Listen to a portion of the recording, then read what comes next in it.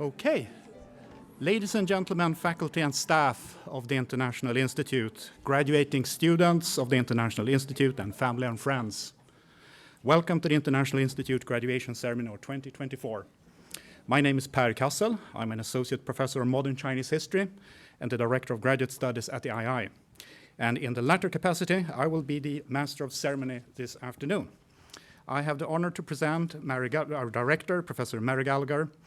She is an Amy and Alan Lowenstein professor in democracy, democratization, and human rights and political science. Mary, will you join me on stage to share about the mission of the International Institute?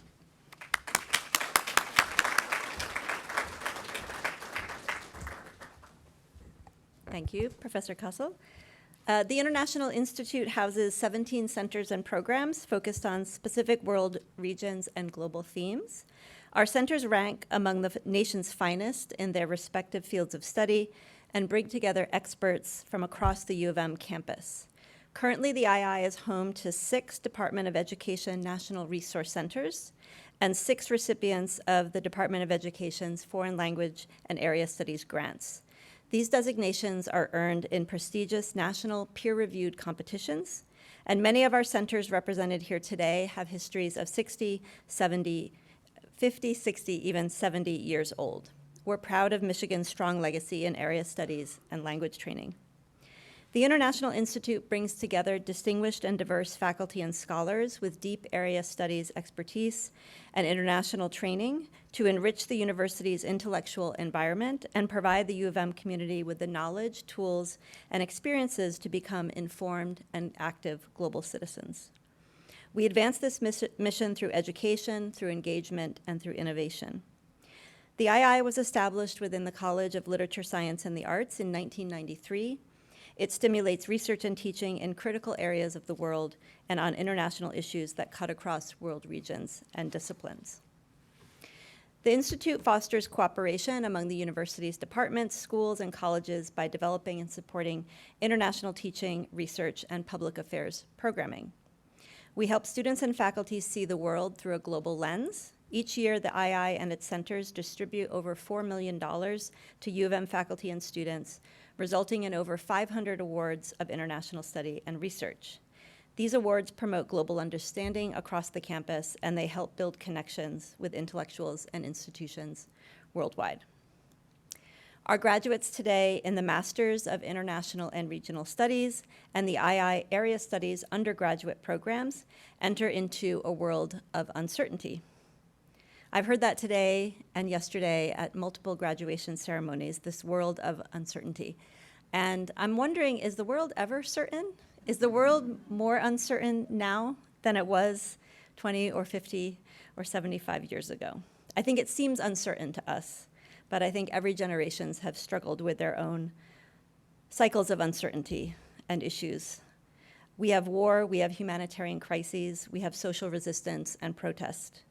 We don't need to sugarcoat the reality of today. Our students are aware, they're awake, they could be woke.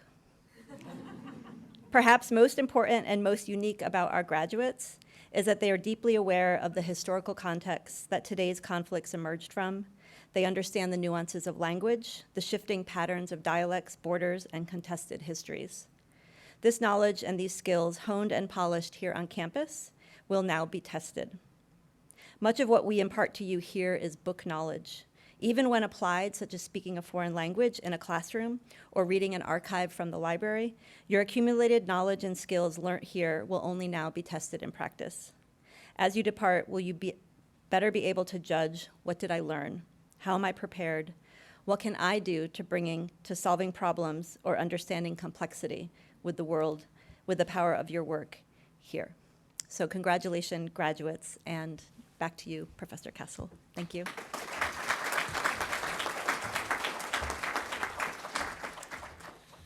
So, today, thank you, Mary. Today we're celebrating the graduation of students with majors and minors in 3 of our centers: Latin American Caribbean Studies, Middle Eastern and North African Studies, and Global Islamic Studies. Educating the next generation of professionals, scholars, and leaders in international studies is a core mission of the International Institute. It's an increasingly interconnected and uncertain world, It's imperative that we uphold the values of international education. As you're embarking on the next step in your career, we are looking towards you, using your knowledge and skills that you acquired here, contributing to solution to the problems now facing the world. We're also celebrating the graduation of MIRS students in seven of our specializations. Graduate education is a core mission for a research university like the University of Michigan, and one of the things that I enjoy the most in my job. Graduate school is an intermediate stage in your career where you have the opportunity to experiment with new ideas to drill down into a specialized project. Sometimes the benefits of your project are immediate, and the next step is only the first link. Sometimes the benefits of your project are immediate, and the next step is obvious. In other cases, your project is a way for you to hone your skills, and it's only the first link in a chain of research that will take you to new and unknown places. In either case, graduate students take active part in the creation of new knowledge, and faculty look at them as future colleagues and peers that we will meet again, both inside and outside academia. A high-quality education in international regional studies can, however, not be taken for granted. And every now and then, we need to rededicate ourselves to our mission as a research university. This graduation ceremony is such an opportunity of rededication, which is why we invite inspirational speakers from both academia and beyond to address our students and their families. Which brings me to my distinct honor to introduce our keynote speaker, Charles R. Eisenstadt, Director of Wallace House, Lynette Clemetson. Lynette Clemetson is Director of Wallace House Center for Journalists at the University of Michigan, home to the Knight Wallace Fellowship for Journalists and the Livingston Award. She came to the university from NPR, where she was Senior Director of Strategy and Content Initiatives, guiding projects across broadcast, digitals, and events. Before moving into newsroom leadership, she worked for several years as a reporter. She was a domestic correspondent for the New York Times, based in Washington, D.C., and for Newsweek magazine, first as an East Asia correspondent based in Hong Kong, then as a national correspondent based in Washington, D.C. She's the founding managing editor of the website theroot.com, and she has passionate interest in sustaining journalism in a variety of forms. She earned her MA in East Asian Studies from the University of Pittsburgh, with a focus on Chinese studies, which enabled her to pursue her path as a reporter in East Asia. Please join me in welcoming Lynette.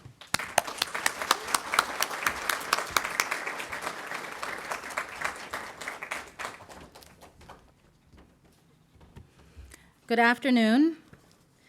Thank you, Dr. Gallagher and Dr. Cassel, for inviting me to join you all here today. Thank you to the team here at the International Institute who've worked so hard to make today run smoothly. And thank you and congratulations to all of you, the graduates, and to the families, friends, and faculty who have supported you on your journey. I want to start by mentioning in this international setting that today is World Press Freedom Day. It's a day established by the UN General Assembly in 1993 to recognize the essential work of journalists and to uphold the importance of the freedom of the press.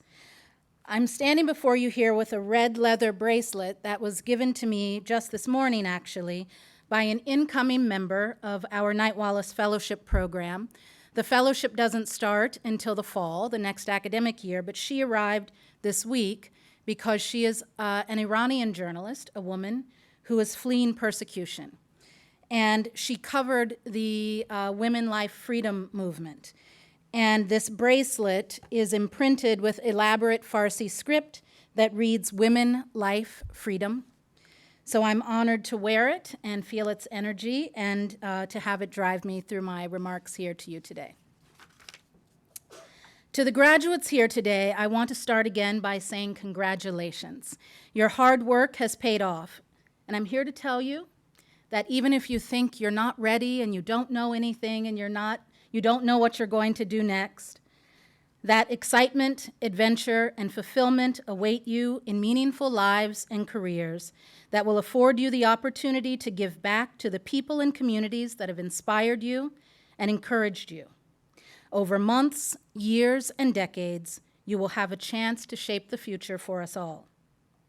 I know that all of this awaits you because my own career in life began to take shape at a moment not dissimilar from this one in a program very much like the ones you've studied in here.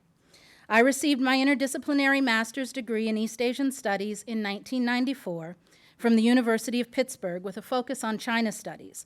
The program was similar to the Master's in International and Regional Studies here. I was inspired toward my path by the world-rattling events of 1989. It was a year of surprising democratic revolutions. In particular, I found myself captivated by the student protests in Beijing's Tiananmen Square, protests that ended with a brutal government crackdown by the Chinese government on June 4th. As much as I was inspired by the protesters themselves, I was riveted by the international news coverage. When the image of a lone protester facing down a column of Chinese army tanks was broadcast on CNN, it felt to me like the whole world's eyes had focused on that single spot in the globe. The man was wearing a bright white dress shirt and black pants, and the everydayness of his humble office attire stood in stark contrast to the hulking army green tanks that threatened to crush him. I know many of you were not born, but this is a very famous image. How many of you are familiar with this image? He's known widely as Tank Man, and his identity is largely believed to be unknown. Well, the reason you remember it is because journalists were there to record and photograph it. It might be hard to imagine now, but in the 1980s, CNN was an absolutely game-changing news network with seasoned reporters on the ground around the world. There were no primetime news talk shows then, no panels of talking heads yapping on all night about their opinions. There was no social media. There was just an anchor. His name was Bernard Shaw. And reporters in Beijing, the reporter I was drawn to was named Mike Chinoy. And there were camera people filming and photographers making iconic images. It was a stunning year of pro-democracy movements. The Berlin Wall came down later that fall, and it was a year that shaped my generation. For some, that summer pushed them toward activism, politics, or policy work. For me, I made a decision that my avenue to give voice to the voiceless, to give context to important events, to create understanding across cultures, and to hold the powerful to account would be through journalism. I decided that I wanted to be an international correspondent. I made it clear in my application to grad school that I was not applying to the MA program as a step toward a PhD, which is why I didn't know what hooding was. My hope was that the interdisciplinary nature of the graduate program would give me a firm grounding in history, politics, economics, and social issues of China and its neighbors so that I could become an Asia-based correspondent for an American news network. Some advisors at the time questioned my decision. They said I would develop more practical experience and connections in a typical internship in an American newsroom. Some people even said the quiet part out loud. How did I think I was going to get a job covering Asia as a black woman? Some people, almost exclusively non-black people who had never asked me about my experience in the world, would pull me aside to suddenly ask with great concern, "Aren't the Chinese racist?" I would always answer the same. Compared to who? Americans? Which typically killed the conversation and allowed me to continue with my planning. I was accepted into my master's program and threw myself into it with determination. I devoured the terrific course offerings at Pitt. I moved to Taiwan for intensive language study. Then I moved to Hong Kong to begin freelancing, first for the Far Eastern Economic Review, then for Newsweek magazine. Neither of those magazines exists anymore. I was working for Newsweek as part of a team that won the Overseas Press Club Award for coverage of Hong Kong's handover from Britain back to Chinese rule in 1997, when I received a letter from my graduate school advisor congratulating me for accomplishing exactly what I set out to do. This is why I know that excitement awaits you.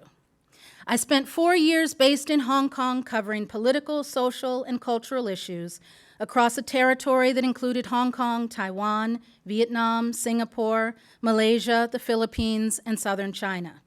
It was an ideal start to what has been an incredibly fulfilling career. And while I've spent the vast majority of my career since the 2000s in the US, I utilize what I learned in my international master's program and in my early years as a reporter in Asia all the time. I really mean this. I use it every week, every month, every year of what has now been an active and fulfilling career that spans 30 years. That's because having a solid grounding in international studies does not simply give you a deeper understanding of a country, a people, a language, or a region. It develops in you a certain posture and mindset, an openness to the world, and the ability to see yourself as part of a deeply interconnected patchwork of humanity. You are citizens of the world. You are the thinkers and doers who will tackle the big, gnarly problems that we face, and you will be able to do it with a perspective that considers objectives and outcomes beyond our borders here in the United States. Some of you will stay in academia, some will go into business, others law, some will work for NGOs, some of you will work in international affairs and policy, and at least a couple of you, maybe one of you, I hope, will consider going into journalism. Your options are vast because your experiences here at the University of Michigan and through the International Institute have prepared you to have choices, to have influence, and to lead. I want to say that again. When you leave here, you will be equipped with choices, influence, and the ability to lead. And with those tremendous advantages comes great responsibility. The world needs you to understand the privilege of having choices. The world needs you to use the influence you will carry with you wisely and also generously.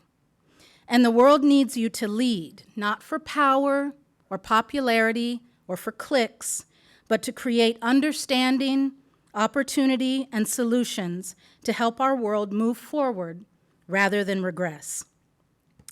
As I prepared this talk, I thought a great deal about the world I entered into when my international studies education came to a conclusion, and the world you're facing now. I graduated into a world that was embracing democracy and globalism. You're facing a world in which democracy is in retreat in many places, and where nationalism, populism, and autocracy are winning hearts and minds. I graduated into a world where technology and the internet offered exciting new possibilities to access information and connect. When I left Taiwan, I left with my Mac Classic. That was this box that should be donated to a museum that I bought in Taiwan, and I was so proud that I had my own personal computer. You are navigating a world now in which information is omnipresent and overwhelming, where disinformation is rampant, where constant connection fuels loneliness and depression, and in which we're all wondering, whether we admit it or not, when our own human intelligence will be surpassed by artificial intelligence. I say these things not to bring down the mood in the room, but rather, like any solid journalist, to simply acknowledge the facts, and these are the facts. These are challenging times. But it's also a fact that you are well prepared to meet the moment, to leave here with your talents and your enthusiasm to make a difference. I know I'm supposed to leave you with inspiration and parting wisdom. My advice to you follows some rules of journalism that I would give to any young journalist starting in the field now, but I think they're applicable to any pursuit in any field. Number 1, be a good listener and a careful observer. Pay attention, not just to what people say, but to what they do, and how they react and interact in the spaces and circumstances around them. Number 2, respect nuance. Most realities are complicated. Very few things, no matter what Twitter tells us, are simply good or bad, righteous or evil. Most things are frustratingly complex. The ability to grasp and successfully grapple with an issue most often lies in that complexity. Get comfortable with complexity. Get comfortable with discomfort. Number 3, be skeptical but not cynical. You've probably heard the old journalism adage, if your mother says she loves you, check it out. It always gets a laugh, but truly they are words to live by, especially in lives dominated by hot takes and the immediacy of social media. Remember to slow down long enough to verify the validity of the information you're receiving and the point of view and objective of the source of that information. I don't mean to suggest that everyone is trying to deceive or manipulate you. That's not true. There's a difference between being skeptical and being cynical. What I'm saying is to be discerning. Take time to think about facts and complexity and what those mean in the context of what you want and need to accomplish or understand and work through. And number 4, whenever possible, go see for yourself. Do the reporting. The devices may make you feel like we have answers to everything in the palm of our hands, but there's really no substitute for being present in the world, for exposing ourselves to a wide range of experiences and points of view, and to absorbing reality and our place in it with all of the senses available to us. For me, the life-changing realization about that standoff in Tiananmen Square in 1989 was that, as amazing as it was to watch it on CNN, I didn't just have to rely on CNN. I could go and try to understand the conditions that created that moment for myself, and that I could open up space for other people to understand it too. I wish that for all of you, that you will go to the places that are calling you, that you will do the hard work to understand, and that you will expand the world for others. Thank you.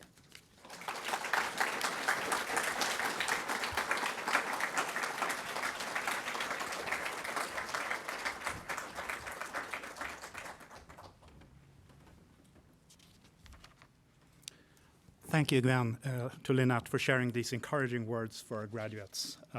Next, I have the pleasure of introducing one of our graduates, Lindsey Quint, who will share a few words. Lindsey is graduating with a Master of Arts in International Regional Studies, Chinese Studies specialization, along with a dual degree in public policy from Michigan's Ford School.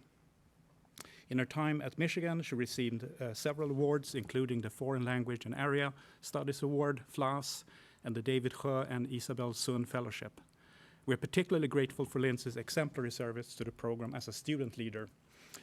And I really mean that. There's been a tremendous work as a GSA. She worked for 3 years as the graduate student assistant, supporting students and coordinating the program, community engagement, and professional development activities. So, welcome, Lindsey.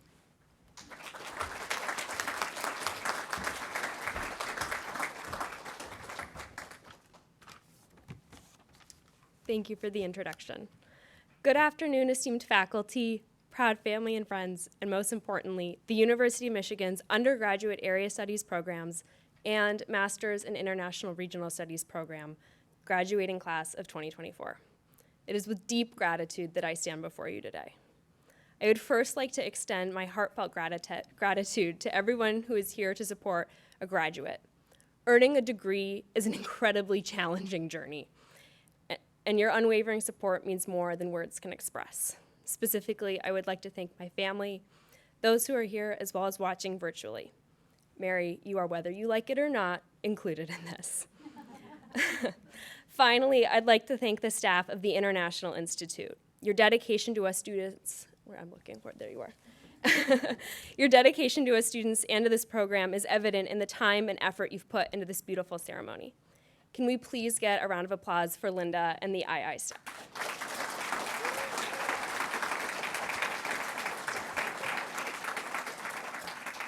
Okay. I would like for all of you to picture the first time you did not know something. Do you remember what it felt like? My earliest memory of this feeling was in kindergarten. The classroom was set up with various activities, and among them was one station. my greatest enemy, if you will. It was the tying your shoes station. You know, an essential life skill. I could count blocks at the math station. I loved the reading station. But the shoe tying station? Absolutely not. For the life of me, I could not figure it out. So, as any other 4-year-old would have done, I avoided it like the plague. Soon enough, my teacher caught on and asked me to try the station. And lo and behold, I could not tie the shoe. It was near the end of the day, and students were packing up. I remember crying in a corner, unable to figure out how to tie the shoe. I was terrified of admitting to my teacher that I could still not figure it out after she'd shown me multiple times. A fellow toddler skilled in the complex task of tying shoes came over and instructed me on how to tie a bow instead of the traditional way of tying one's shoes. To this day, I only know how to tie bows. For some, the realization of not knowing something might come from learning a new instrument. For others, it might emerge while navigating the unfamiliarity of a new country. And for many of us, this experience likely took place filing taxes for the first time. I had the pleasure of reliving my shoe-tying struggles in middle school Chinese class. There were fewer tears, but the same feeling of embarrassment. I had decided to take a Chinese language course and was trying to do my homework. I remember feeling so frustrated. How could this be so hard? Why had I not chosen an easier language? At the time, my mom, who was working in China, had asked a coworker to help me with my homework over the phone. They guided me through grammar structures with patience and started pushing me to try to answer the homework questions on my own. In response to one of the questions asked, I remember saying, "Wo bu zhi dao," or in English, "I don't know." Little would I come to realize that my feelings of frustration would lead me to my first true love, China. The fear of not knowing things grows and evolves as you get older. And man, does it become even more terrifying. There I was, about to finish my undergraduate career having studied China for 4 years, when the same shoe-tying dread hit me. The knowledge I had amassed had not yet aligned with my future aspirations. I was unable to articulate the nuances of Chinese politics and its influence on renewable energy development, or the impact of clientelism in the Chinese government's political structure.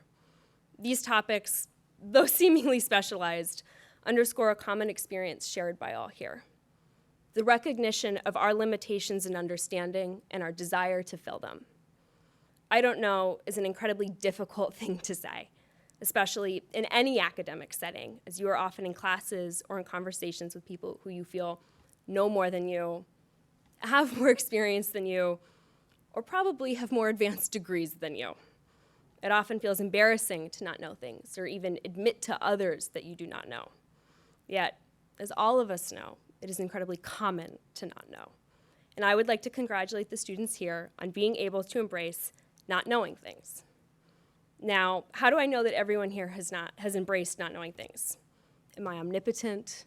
Have I secretly been listening to your weekly phone calls to your mother about your debilitating imposter syndrome? No. I know this because of our collective decision to pursue area studies. We have consciously embraced the limits of our understanding of the world's cultures, communities, and histories with a determined commitment to expand our knowledge.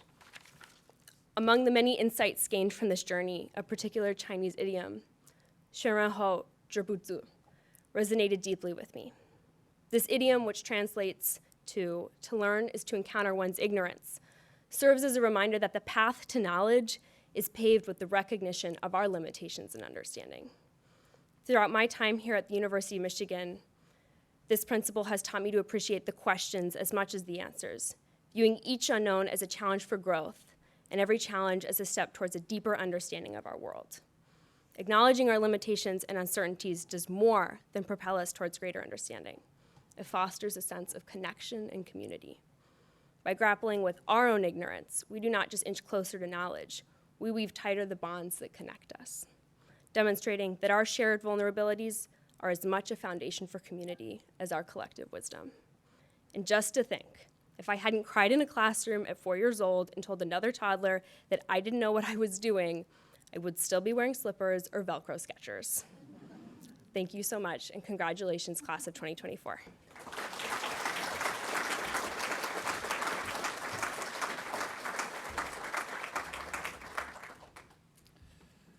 Okay, so thank you, Lindsey, for your remarks. Now, the part you've been waiting for, recognition of this year's graduates. I invite Professor Gallagher back to the stage to introduce each of our centers and their respective graduates.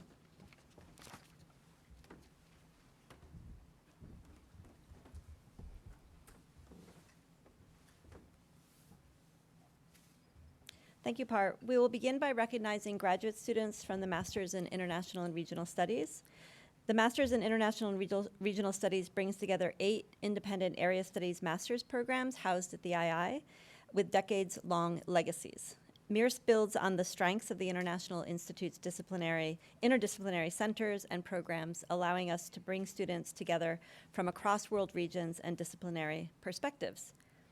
The program provides students with the comparative perspective and analytical tools necessary to both understand and address issues and challenges that traverse the globe. I now invite the graduate of the MIRS African Studies specialization to come up on stage. The African Studies specialization within MIRS is jointly administered by the Department of Afro-American and African Studies, also known as DAS, and the African Studies Center. The African Studies Center was founded in 2008 to provide strategic guidance and coordination for Africa-related education, research, and training activities on campus, and to promote opportunities for collaboration with African partners on the continent. Through a number of programs and initiatives, the African Studies Center pursues its mission to deepen and expand scholarly and educational partnerships, support exchanges between U of M and African institutions, enhance the study of Africa within the U of M curriculum, and more. Founded in 1970, DAS is the University of Michigan home for scholarship and curricula on Black communities and cultures in Africa, North America, and across the globe. The DAS African Studies Caucus is made up of anthropologists, art historians, ecologists, economists, historians, literary theorists, musicologists, political scientists, and sociologists. In addition to the MIRS African Studies specialization, DAS offers a graduate certificate in African Studies for doctoral and master's students, as well as language instruction in Swahili and Yoruba. I invite to the podium the director of the African Studies Center, Omolade Adumbe, to introduce our graduate.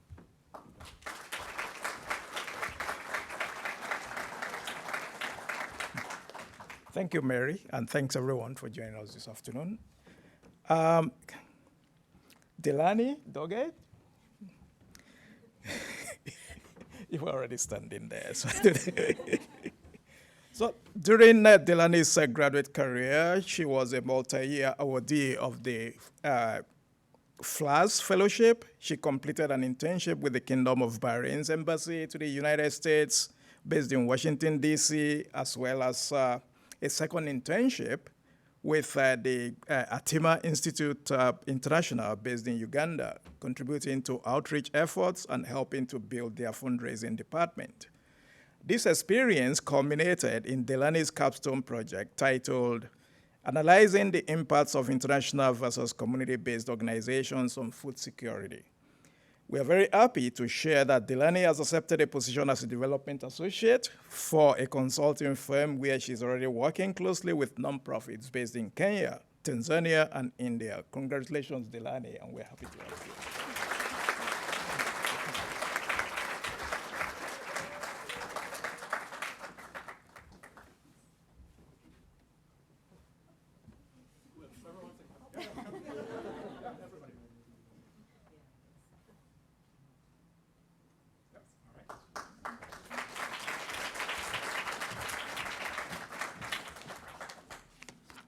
I now invite the graduates of the Chinese Studies specialization to line up at the stage.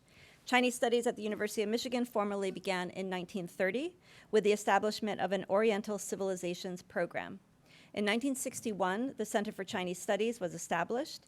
It has become one of the nation's most prominent centers devoted to a deeper understanding of China, past and present. In 2014, the center became the Kenneth J. Lieberthal and Richard H. Rogel Center for Chinese Studies in honor of alum Richard Rogel and U of M professor emeritus Kenneth Lieberthal. I invite Ann Lin, director of the Lieberthal-Rogel Center for Chinese Studies, and LRCCS Associate Director David Ralston to the podium to present the graduates.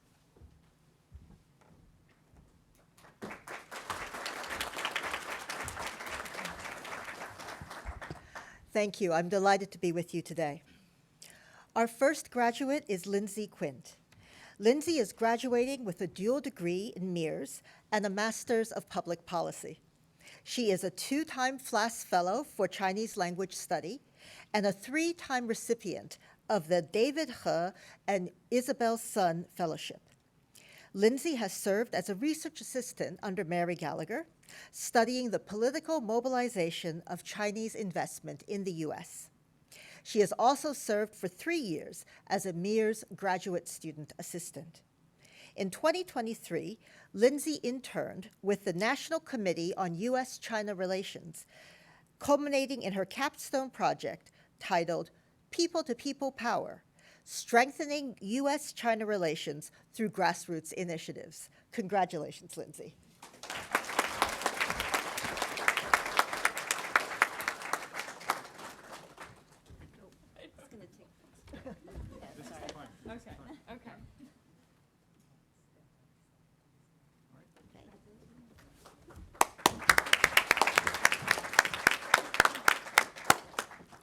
Our next graduate is Dagan H. Reynolds. Dagan's academic specialties are Zen Buddhism, Buddhist philosophy, and Chinese philosophy. He completed the thesis with the provisional title, Zen Roots in American Soil, Robert Aitken as Authentic Buddhist Teacher.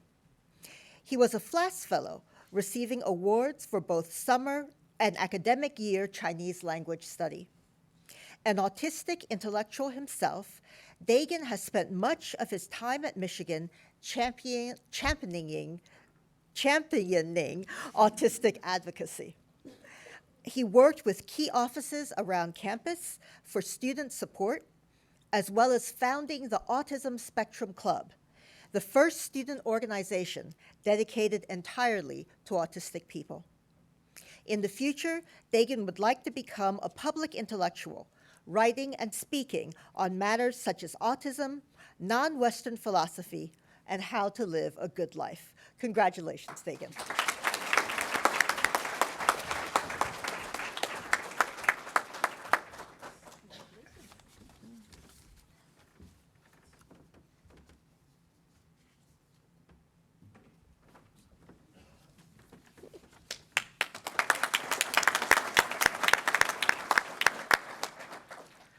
Next, let me introduce Zaire Si. Zaire completed a thesis titled The Silent Invasion, the Strategy and Mechanism of China's Information Warfare on Taiwanese National Identity. During his time at MIRS, he has been the recipient of numerous awards, including the prestigious Rackham International Student Fellowship and Luo Jialun Fellowship. He has twice received Lieberthal-Rogel Endowment Fellowship funding, as well as several travel and research grants from the II and LRCCS.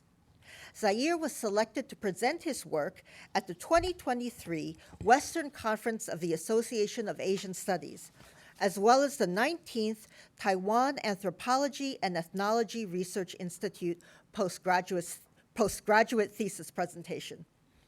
I'm very pleased to share that Zaire will remain at UM, joining the staff of the International Institute, supporting both the Center for Emerging Democracies and the Society for the Social Science Study of China as a program coordinator. Congratulations, Zaire.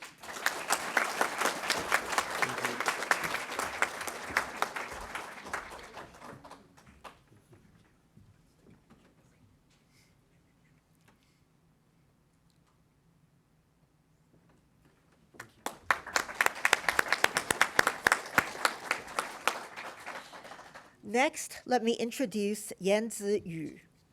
Yanzi is also graduating with a graduate certificate in Science, Technology, and Society. He has been recognized as a member of the Honor Society of Phi Kappa Phi and a recipient of the Lieberthal-Rogel Endowment Fellowship. Yanzi's thesis is entitled, Give Me a Patch and I Will Create a Market, Institutional Disparities Between Tic Disorders and ADHD in China. He received several grants to support his thesis research, including funding from LRCCS, the International Institute, Rackham Graduate School, and the University of Michigan Library. He has presented his findings at various workshops, including the Economic Sociology and Organizations Workshop, the China Center's Interdisciplinary Workshop, and the STS Workshop. Next fall, he will attend the PhD program in sociology at Columbia University. Congratulations, Jens.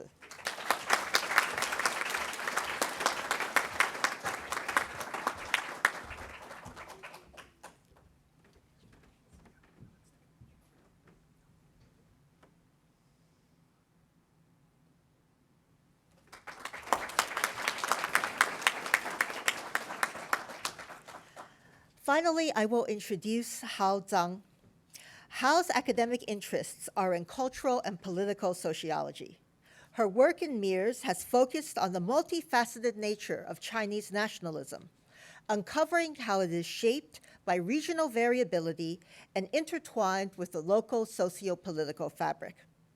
She was a two-time recipient of the Lieberthal-Rogel Endowment Fellowship and was awarded research grants from LRCCS and the International Institute. Hao has completed a thesis with the provisional title, The Rhetorics of Patriotic Education on Subnational Variants of Nationalism in Contemporary China. Congratulations, Hao.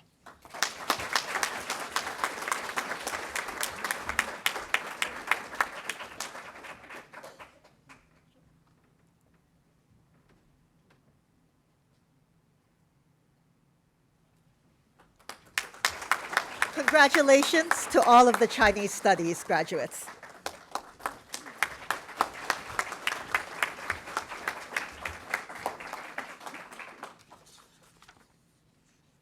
I now invite the graduates of the MIRS Japanese Studies specialization to line up at the stage.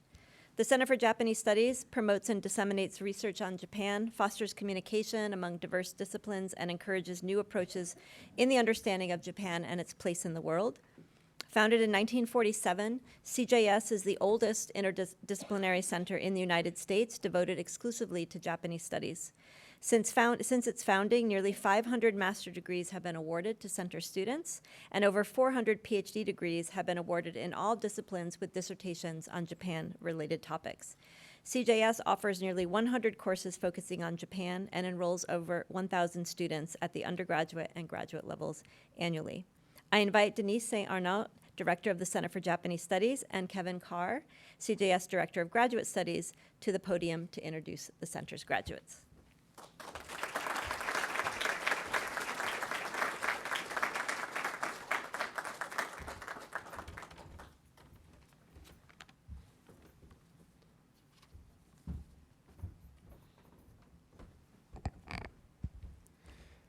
We have 3 graduates. All of them are going to be graduating with a Master's of Arts in International and Regional Studies, Japanese specialization. So first, Sarah.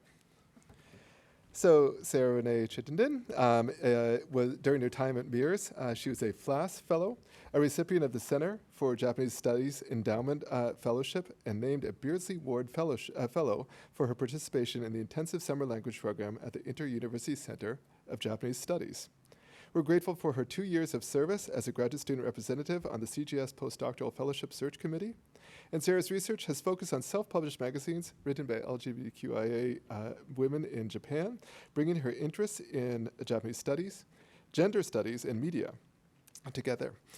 She completed a thesis entitled Cultivating Community, Illustrating Intimacy, a textual and visual analysis of 1985 and 1987 issues of Japanese lesbian mini-komi series, Negumi Tsushin. Congratulations, Sarah. Good place to go.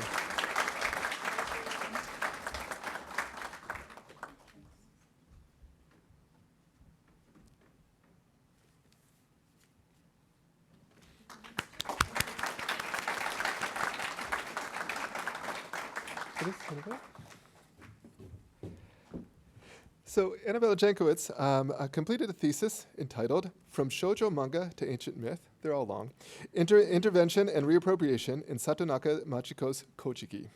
She was awarded the Academic Year FLAS Fellowship and also attended the Inter-University Center for Japanese Language Studies summer program in Yokohama, Japan, made possible through her receipt of an additional summer FLAS. Annabella also passed the Japanese language proficiency test, the JLPT, at the N2 level in December, and plans to continue her graduate studies through a PhD at the University of Minnesota Twin Cities in the fall. Congratulations, Bella. Thank you. Congratulations.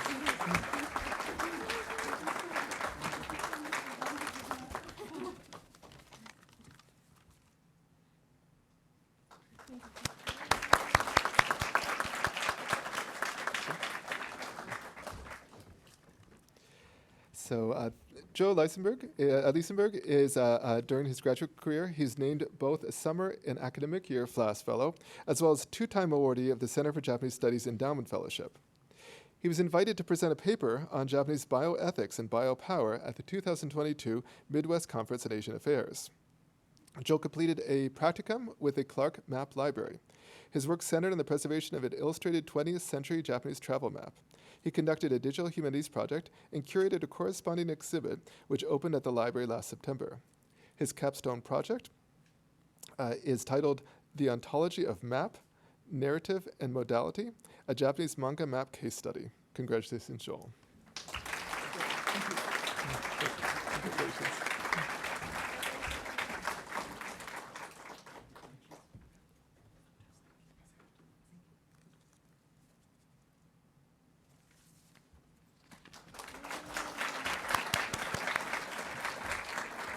So please join me in congratulating all of the MIRS graduate students from the Center for Japanese Studies. Omedetou gozaimasu.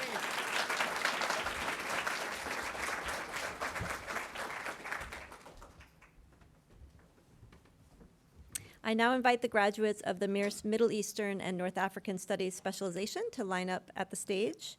Since its founding in 1961, the Center for Middle Eastern and North African Studies, CEMENIS, together with the Department of Middle East Studies, has supported a long tradition of studying the MENA region that dates back to 1892, when Arabic was first taught at the University of Michigan. Now in its 63rd year, CEMENIS promotes a broad and deep understanding through research, education, and local outreach programs. It serves as a vital hub of Middle East studies on campus, facilitating dialogue between U of M faculty, students, and the broader community by organizing and supporting conferences, lectures, and performances. Every year, it welcomes scholars from the region and elsewhere in the world to explore vital issues affecting the culture and politics of the Middle East and North Africa. In 2022, CEMENIS was awarded $2.6 million from the U.S. Department of Education to continue operations as a national resource center and support students studying Middle East and North African languages. To introduce this year's graduates, I invite Ryan Speech, Director of the Center for Middle East and North African Studies, to the podium.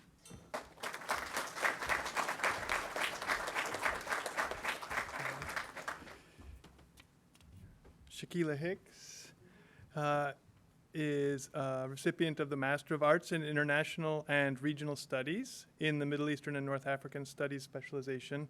And during her time in MIRS, Shaquila was very involved across campus.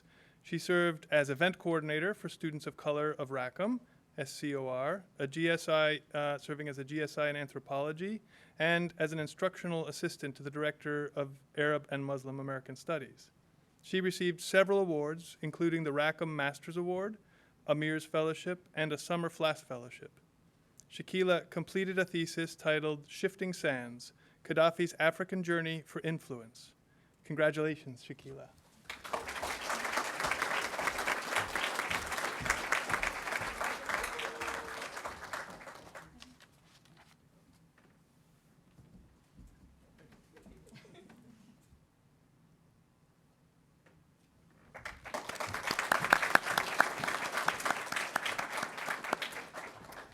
Rosa Razmi is a recipient of a Master of Arts in International and Regional Studies with a Middle Eastern and North African Studies specialization. Rosa completed a thesis titled Forging Identities, the Islamic Revolution and Daughters of the Diaspora, exploring Iranian American women's experiences and identity formation through life history interviews. She is a 2024 FLAS Fellow and was selected to present her work at the 2023 International Institute Graduate Student Lightning Talks. We're also grateful to Rosa for having served her peers as a MIRS Graduate Student Assistant from 2022 to 24. After graduation, Rosa plans to work in the nonprofit sector. Congratulations, Rosa.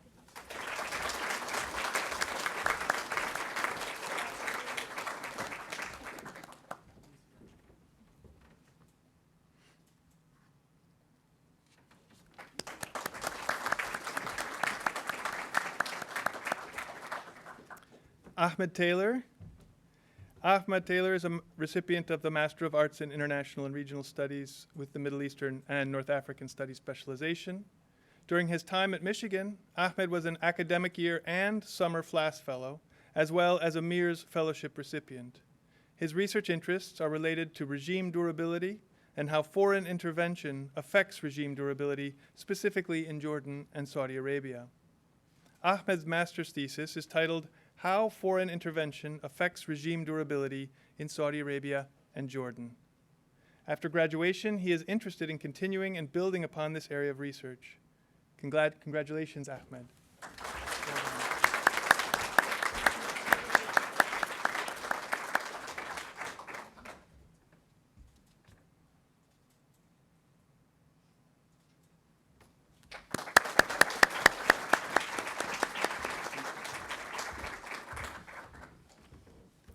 I taught many of these students 2 years ago in the intro research design class, which you probably all have nightmares about. And every time they read the thesis, I'm like, oh, they didn't really change all that much. It's like kind of nice. Like they knew what they wanted to do and they continued. That's great. I have a lot of thoughts when I'm, I now invite the graduates of the MIRS Russian, Eastern European, and Eurasian Studies specialization to line up on the stage. The Center for Russian, Eastern European, and Eurasian Studies, or CREAS, is one of the nation's leading institutes for interdisciplinary research and training on Russia, Central and Eastern Europe, and Eurasia. Established in 1959, CREAS awards U.S. Department of Education-supported foreign language and area studies fellowships for this broad world area. The center has over 70 affiliated faculty and visiting scholars who offer more than 150 courses each year. I welcome Center Director Elizabeth King to the podium to recognize this year's CREAS graduates.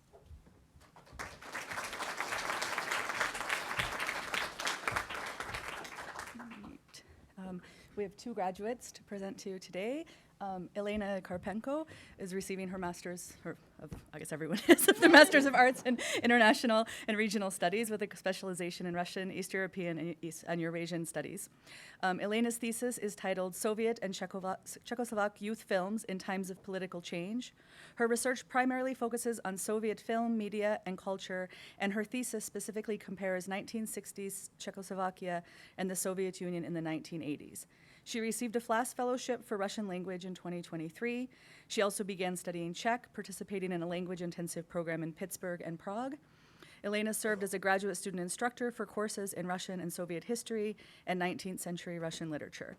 This fall, she plans to apply to law school and continue her studies. Congratulations, Elena.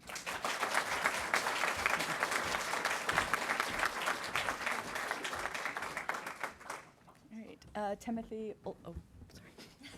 Didn't have enough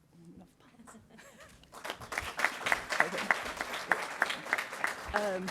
Timothy Olson is also receiving his Master's of Arts in International and Regional Studies with the Russian, East European, and Eurasian Studies specialization.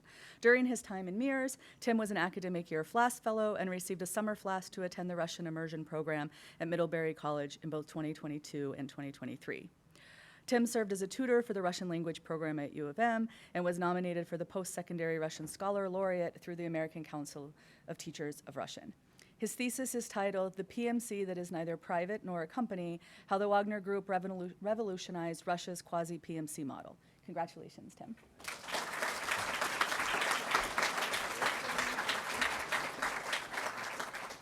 And please join me in congratulating our MIRS graduates from the Center for Russian, East European, and Eurasian Studies.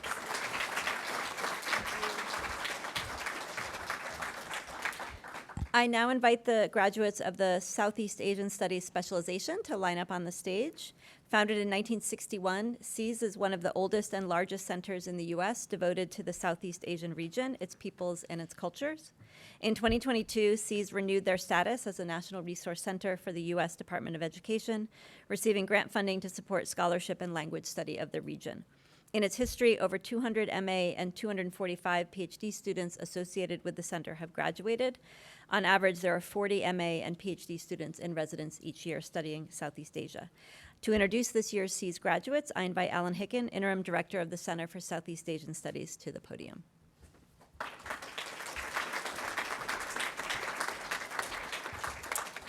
First up, we have Chloe Damon. Come on up, Chloe.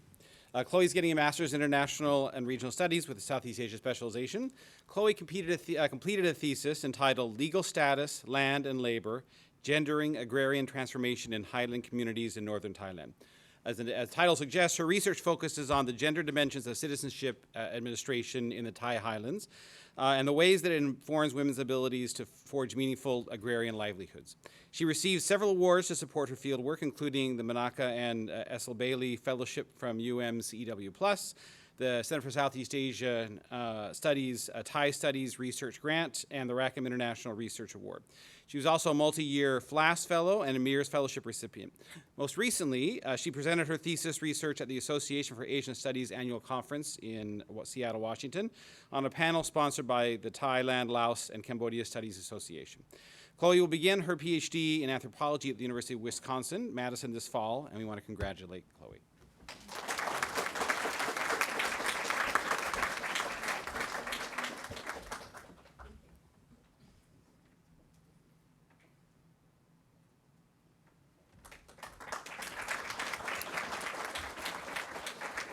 Next up, we have Donna Huang.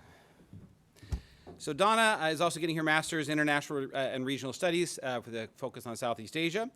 During her time at MIRS, Donna was selected as a FLAS Fellow and a Weiser Center for Emerging Democracies Fellow. She was also a great public goods provider for the center. She co-founded the Southeast Asia for Social Science Group, SAS, great nickname, and a Khmer language roundtable to strengthen the community of scholars focusing on Southeast Asia at U of M. Her research centers on Cambodia's foreign policy and enhancing community engagement. She received a Rackham International Research Award to complete fieldwork in Cambodia, interviewing officials from the Ministry of Foreign Affairs.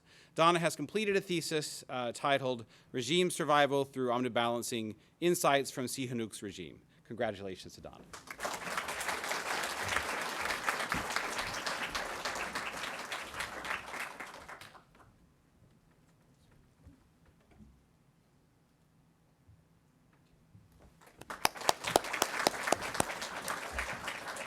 And finally, we have Rachel Zhang.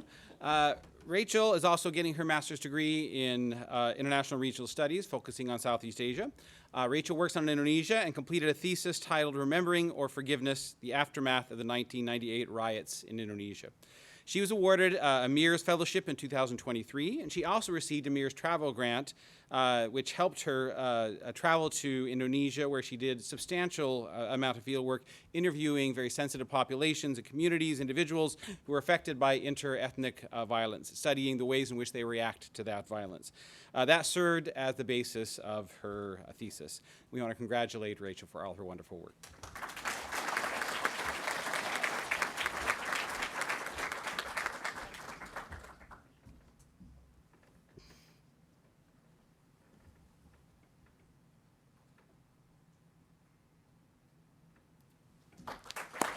Please join me in congratulating our MIRS graduates from the Center for Southeast Asian Studies.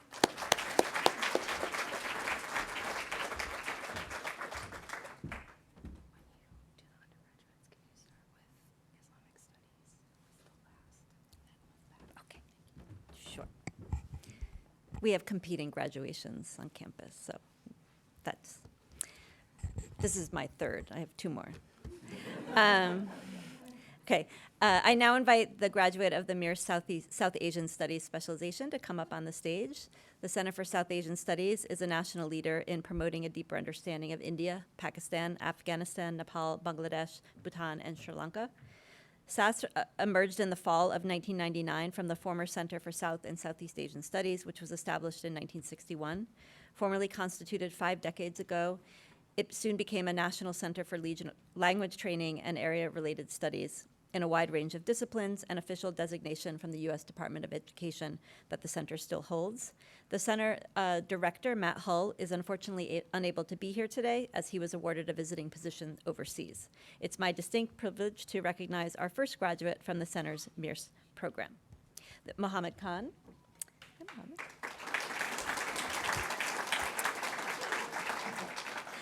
Mohammed is a multi-year FLAS Fellow and a recipient of several travel awards from the II and Rackham. He completed a thesis titled Reading Historical Alterity, Deconstructing the Muslim Other Trope in Hindutva Historiography, 1910 to the Present, which I can confirm was his original idea when he arrived. It analyzes Hindu nationalist historiography from the inception of the movement to the present day and how it demonizes Indian Muslims and India's Muslim past. He was invited to give talks on his work at McGill University and the annual South Asia Conference at the University of Wisconsin-Madison. He worked as a program assistant for the Difficult Dialogues National Resource Center, a research intern for the Simon Scott Center for the Prevention of Genocide, and an economic empowerment intern with the International Resource Community in Tucson. Been very busy. Isn't everyone glad I didn't do all of this? Because we'd be here for like another half hour. This fall, he will join the History PhD program at the University of California, Berkeley. Congratulations.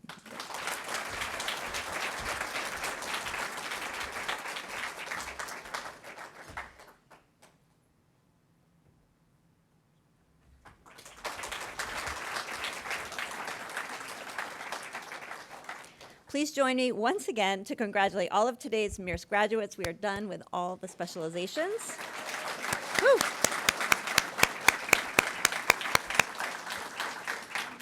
In addition to our graduate level programs, the II centers are home to 4 interdisciplinary majors and 5 minors for undergraduate students, and we're going to recognize our undergraduate students. I'm going to first invite the graduates of the Global Islamic Studies Center to line up at the stage. In the fall of 2018, the Global Islamic Studies Center launched at the University of Michigan, formerly known as the Islamic Studies Program. GISC brings together a broad and interdisciplinary intellectual community across campus and embraces comparative and trans-regional perspectives.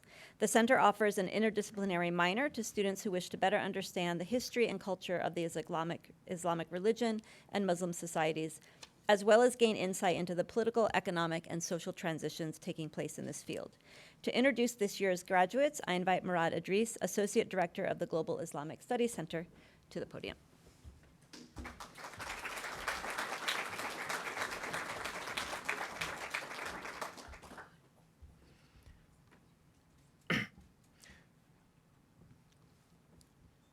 First, Bilal Irfan. Bilal is graduating with a major in international studies with a concentration in global health and environment. He took advantage of opportunities to make the most of his Michigan experience, including an impressive commitment to research in the global health space, culminating in the completion of an honors thesis titled From Mecca to New York, mapping the origins and practices of Islamic medicine and delivery of culturally conscious care. He served as president of LSA Student Government and founded the Muslim Coalition. This initiative has contributed to fostering a more inclusive campus environment and deepening unity between Muslim student organizations. Bilal is a recipient of a FLAS Fellowship, the Dr. Martin Luther King Jr. Scholarship, and the William J. Brandstrom Award. In the fall, Bilal will enter the bioethics program at Harvard Medical School. Congratulations, Bilal.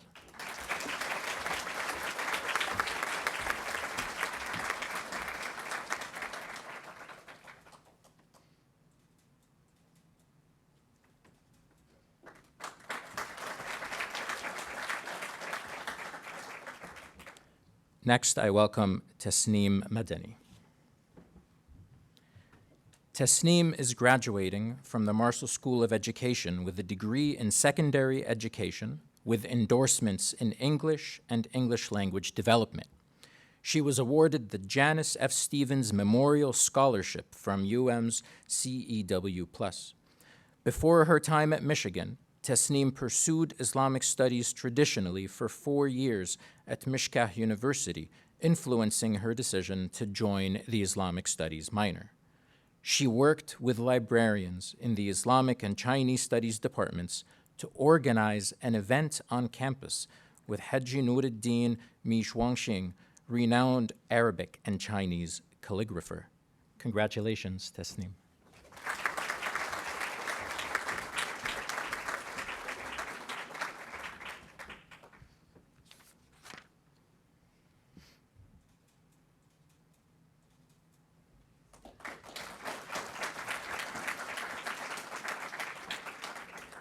And next, I welcome Noor Yahya. In addition to her double majors in Middle East and North African Studies and Biology, Health, and Society, Noor is graduating with a minor in Islamic Studies. Her desire to add to the Islamic Studies minor stems from wanting to explore the diversity within a religion that is presented to be homogeneous. Congratulations, Noor.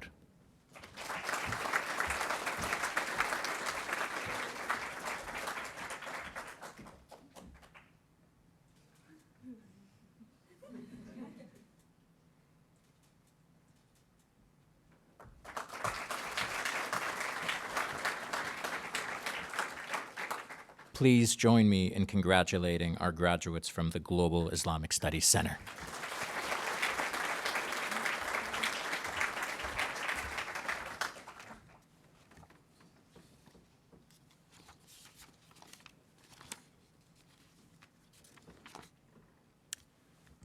I now invite the graduate of the Center for Latin American and Caribbean Studies to line up at the stage. The Center for Latin American and Caribbean Studies, or LACS, stimulates and supports a broader and deeper understanding of the region, both within and without the walls of the university. Founded in 1984 as a major granting center as a nexus for faculty members and students from a wide range of disciplines and perspectives. The center has been designated a National Resource Center by the U.S. Department of Education since 2006, most recently receiving a $2.3 million grant from the Department of Education. LACS also holds a grant from the Tinker Foundation, which together with matching funds from the International Institute and the Rackham Graduate School totals $150,000 to fund master's, doctoral, and professional students conducting preliminary or pre-dissertation fieldwork in Latin America. I now invite Nestor Barrera, Academic Program Manager at the Center for Latin American and Caribbean Studies, to the podium. Thank you, Mary. It's my honor to present Genesis Gonzalez. Genesis is graduating with a Bachelor of Arts in Latin American and Caribbean Studies, but as well as this Bachelor of Arts, she's receiving a major in Spanish and anthropology, as well as a minor in interdisciplinary astronomy. She was twice named a FLAS Fellow for the Quechua language, the language of the Incas. She worked to examine and interpret Andean cosmological beliefs. As a sociocultural anthropology student, Genesis strives to unify aspects of anthropology, astronomy, and the arts to understand culture in a multimedia, interdisciplinary way. Please join me in congratulating Genesis on her graduation from the Center of Latin American and Caribbean Studies.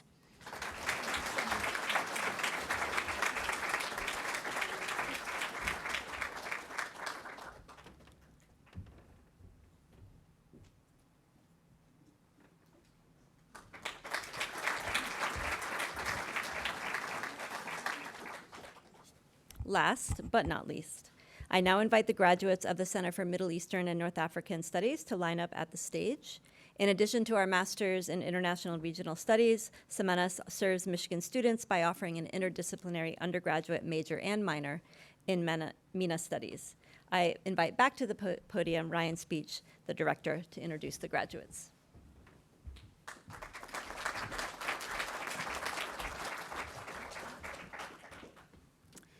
First, we have Hanna Lupovic.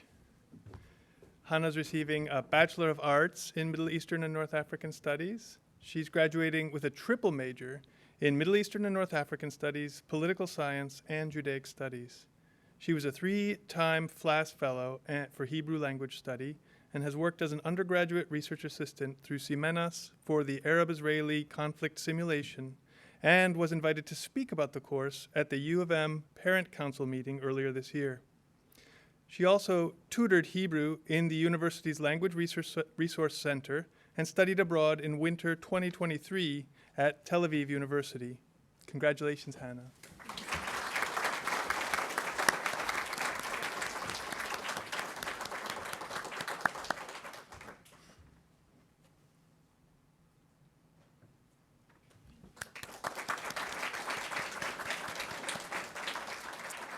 Next, we have Noor Yahya again.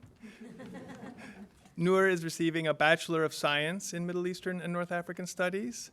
graduating with majors, as we've heard, in biology, health and society, and Middle East and North African studies, as well as a minor in Islamic studies. During her time at Michigan, she was a research assistant in environmental health and is interested in the intersection of health equity and social identity, particularly for Middle Eastern and North African communities. This fall, she will pursue a master's in public health focusing on health behavior and health education at the University of Michigan School of Public Health. Congratulations, Noor.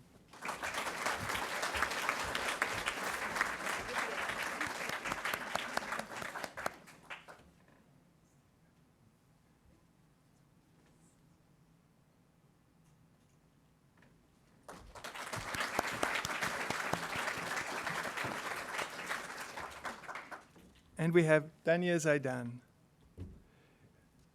In addition to MENAS, Dania is graduating with a dual degree in community and global public health. Dania is passionate about women's health and health equity as it pertains to Middle Eastern communities. She is currently a transformative leadership fellow for the National Network for Arab American Communities, where she works with the Arab Heritage Council in Flint, Michigan. Congratulations, Dania.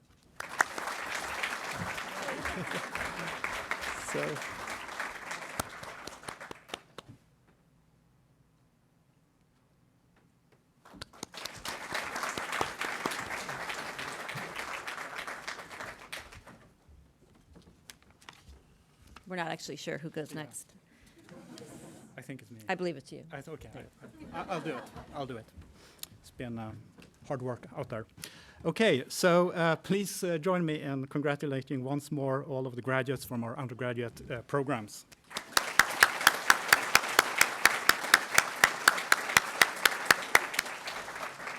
And now in my capacity as MC, I want to thank you for joining us for the 2024 International Institute graduation ceremony and reception.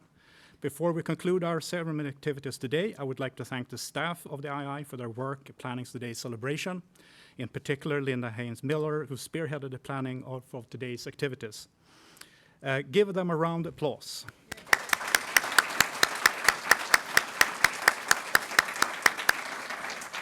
Students and program faculty, we ask that you assemble at the backdrop next to the stage for a few group photos. Guests, please help yourself to the food that's in the alcove at my right. Food ingredients are clearly labeled with respect for dietary restrictions. Your graduates will join you shortly, and with that, I conclude today's ceremony.